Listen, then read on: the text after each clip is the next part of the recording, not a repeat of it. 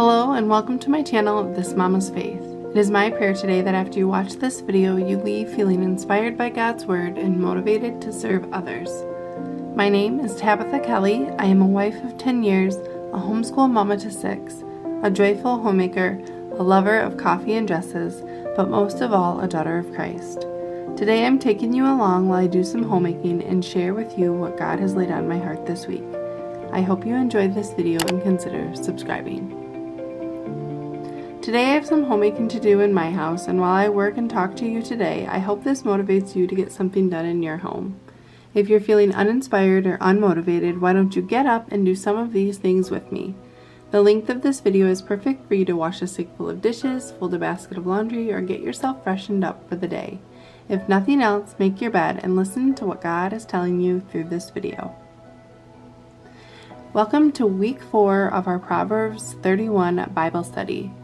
This week, we're talking about Proverbs 31:12 through 14. She does him good and not evil all the days of her life. She looks for wool and flax and works with her hands in delight. She is like merchant ships. She brings food from afar. Proverbs 31:12 is a simple verse, but it stretches to the length of your entire life. She does him good and not harm all the days of her life. It requires a lifetime of your action. At the very core, this verse says that we must do our husbands good. Actively doing things that bring him good and nothing to harm him all the days of our lives. Not his life, not the kids' lives, but her life. It means that we are to bring our husbands good by what we do, say, and even think, till death do us part. This requires consistent action. The next verse is what we can do to accomplish that. We can see that the Proverbs 31 is constantly doing things that are good. She's actively working with willing hands. She's bringing food from afar. And she, most importantly, fears the Lord. We can do our husbands good by speaking kindly to them, by working diligently, by thinking positively about them. It's a tiring task to constantly be kind and loving, and sometimes life's challenges make you feel down and like the last thing you want to do is love someone. Maybe they've made mistakes or have hurt you. But what we can always remember is to turn to God and ask Him for strength to do this command, to love our husbands and bring them good.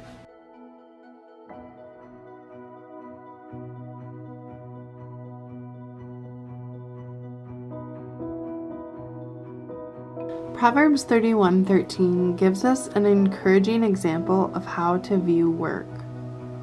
There are times when work can feel daunting. Whether you go to an office job or you have some sort of job with lots of manual labor, or maybe you're a stay-at-home mom and the mundane tasks day after day are draining to you. It can be hard to continue to view work as good, but it's important to know that God has designed work to be good.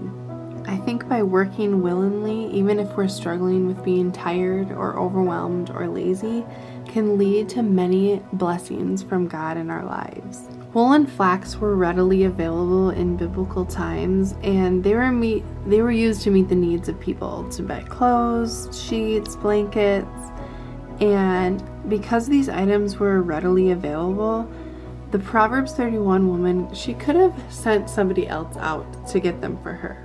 But instead, she shows herself having a willing heart to work by seeking them herself. She's showing that she can help provide for her household.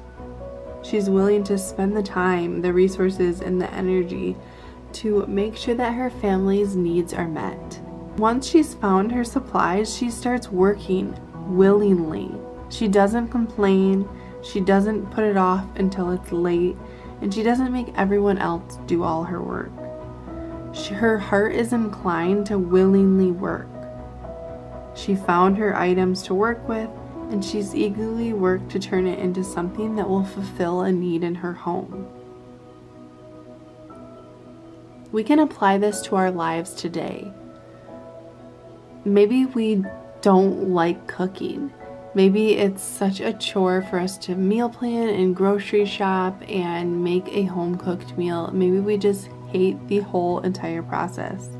But once you're married and you're a wife and a mother, cooking healthy meals and having a good meal plan and budget for groceries is a very important skill to have, and we should willingly do this task of cooking meals every single day, because this is going to nourish our family, it's going to provide for their needs, it's going to save money in the long run, and it's going to glorify God to do something that we don't necessarily want to do, but we know we should be doing it. This verse is a great example and a wonderful reminder that we ourselves need to work willingly in our hearts and in our actions. No matter how we're feeling, if we're annoyed, we're feeling overwhelmed, we're tired, working is not a bad thing. God created it to be good for us, those around us, and for our relationship with Him. Work prompts us to give Him glory as we see the results of His provisions before, during, and after the work. So for us to willingly work means that we're truly seeing God's intended plan for us, to grow more and more like Him, being a woman after God's own heart.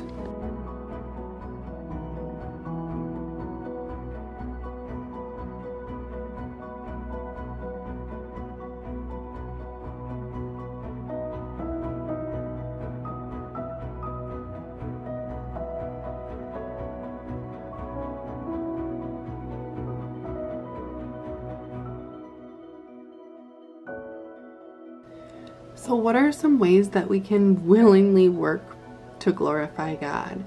Number one is to go to the Lord in prayer. Ask Him to give you strength. Ask Him to change your heart, to be willing to work and to be grateful for the work you've been given. There is so much power in prayer, and God wants to answer those desires.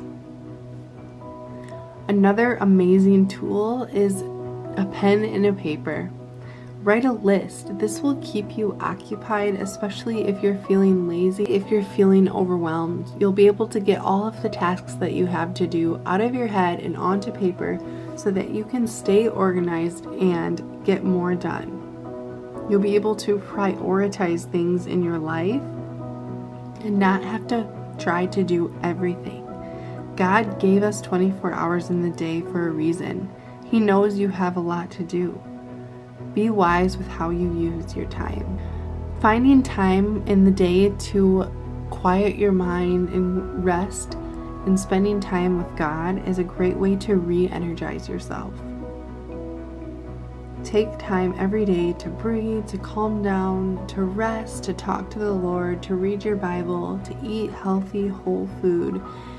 And this will help you when you're actually doing your work to know that you have a time set aside for rest.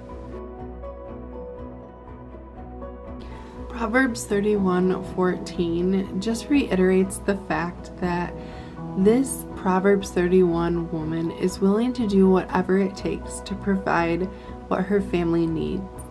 She is like merchant ships. She brings food from afar. A godly woman is like a merchant ship. She is diligent in providing her family and others in need, even if it requires a difficult journey to do so. She knows that bringing the very best of herself and of what her family needs is often a hard task, but she desires to do it anyways.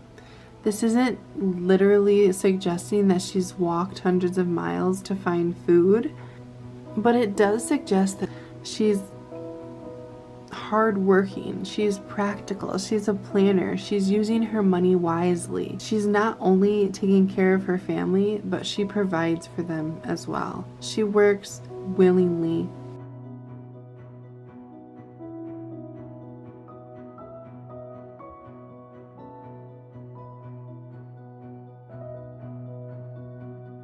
So today, be inspired and encouraged that God left us practical, clear examples of what it means to live a life after His heart.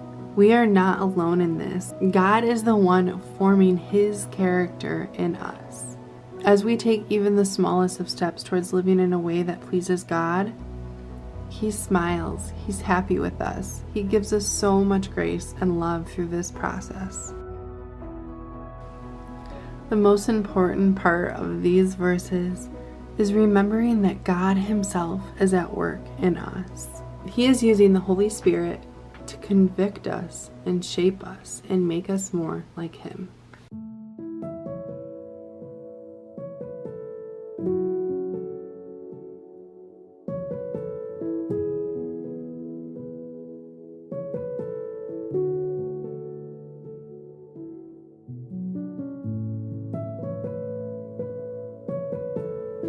I want to thank you for watching this video today, and if it's blessed you in some way, I would love for you to leave your thoughts with me in the comments. Come back every Sunday at 10 a.m. for more traditional Christian homemaking. Subscribe and turn on all notifications so you don't forget. The Proverbs 31 playlist is linked in the description. God bless you, and remember to glorify God in your simple everyday.